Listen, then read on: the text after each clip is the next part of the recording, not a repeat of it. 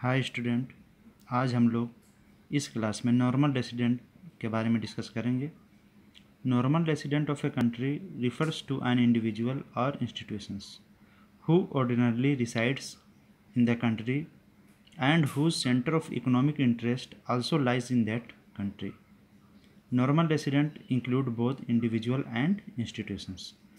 तो normal resident किसी भी देश का नॉर्मल रेसिडेंट जो निवासी होता है, अगर वह उस देश में रह रहा हो और उसका इकोनॉमिक इंटरेस्ट भी उस देश से जुड़ा हुआ हो, तो वह उस देश का नॉर्मल रेसिडेंट कहलाता है।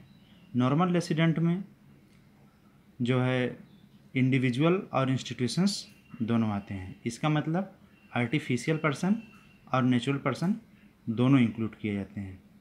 जैसे अगर कोई कंपनी है, जैसे Tata, Reliance, Birla are the normal resident of a country if they are located within the domestic territory of a country. अगर हिंदुस्तान में वो मतलब लोकेटेड हैं, स्थापित हैं, तो वो हिंदुस्तान के जो है रेसिडेंट कहलाएंगे।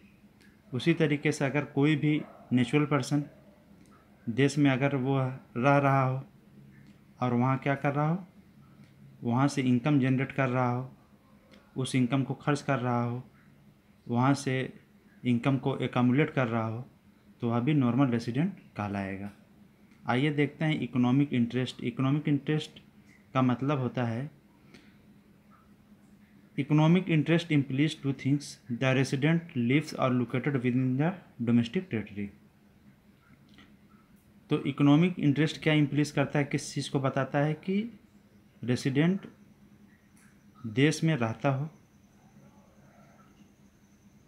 और the resident carries out basic economic activities of earning, spending and accumulation from the location.